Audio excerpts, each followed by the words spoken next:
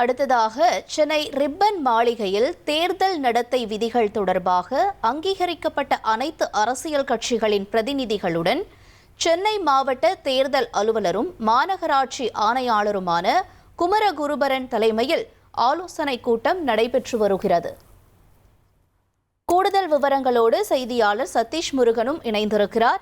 வணக்கம் சதீஷ் முருகன், தொடர்ந்து இந்த ஆலோசனை தொடர்பான முக்கிய தகவல்கள் என்னவாக இருக்கிறது, பதிவு செய்யுங்க. வணக்கம் அஞ்சலி.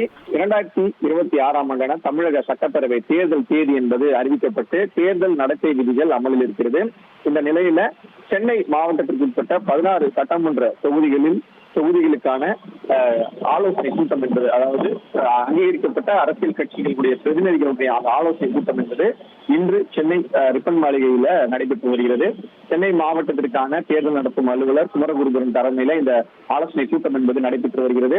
இந்த கூட்டத்தை பொறுத்தவரையில சென்னை மாவட்டத்திற்கு உட்பட்ட இந்த சட்டமன்ற தொகுதிகளில் என்னென்ன ஏற்பாடுகள் என்பது செய்யப்பட்டிருக்கிறது, அந்த ஏற்பாடுகள் இருக்கக்கூடிய நிறை குறைகள் தொடர்பாக ஆலோசனைகளை கட்சியினர் வழங்குவார்கள். குறிப்பாக மாநகராட்சி தரப்பில் தேர்தல் நடத்தும் அலுவலராக இருக்கக்கூடிய மாநகராட்சி ஆணையர் குமரகுருபரன் தலைமையில ஏற்பாடுகள் செய்யப்பட்டது. குறிப்பாக வாக்குச்சாவடி மையங்கள் இருக்கக்கூடிய பாதுகாப்பு ஏற்பாடுகள், அதே போல பறக்கும் படையினருடைய செயல்பாடுகள், எவ்வாறு அவர்களை அணுகுவது, அவர்களுடைய தொலைபேசி எண்கள், குறிப்பாக எந்தெந்த மாவட்ட அதிகாரிகளுடைய தொலைபேசி எண்கள், தேர்தல் நடத்தும் அலுவலருடைய தொகுதி வாரியான தொலைபேசி என அனைவருடைய தொடர்பு எண்கள் என்பது அவர்களிடம் ஒரு கையேடாக வழங்கப்பட்டிருக்கிறது.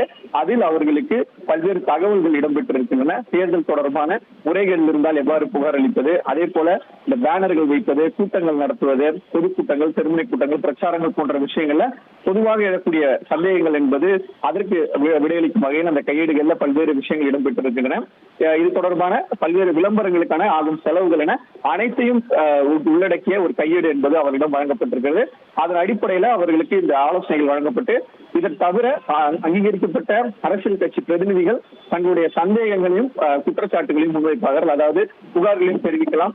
குறிப்பாக கட்சியை கலந்து கொண்ட பாஜக தரப்புல கேமராக்கள், அதாவது பறக்கும் படையினர் இருக்கக்கூடிய இந்த கேமராக்கள் என்பது நல்ல நவீன தொழில்நுட்ப கேமராக்களாக இருக்க வேண்டும், அனைத்தையும் போய் படம் எடுக்க வேண்டும் என்பது அவங்களுடைய கோரிக்கையாக வைக்கப்பட்டது. அதற்கான காரணம், கடந்த கால தேர்தலில் வீடியோ கேமராக்கள் எடுக்கப்பட்ட காட்சிகள் என்பது குறைவாக எடுக்கப்பட்டதாகவும் சில இடங்களில் எடுக்கவே இல்லை என்பதையும் அவர் குற்றச்சாட்டாக முன்வைத்திருந்தார்.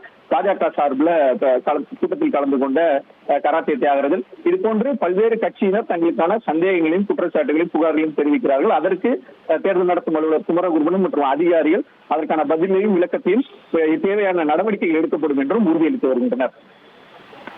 உங்களுடைய விரிவான தகவல்களுக்கு நன்றி சதீஷ் முருகன்.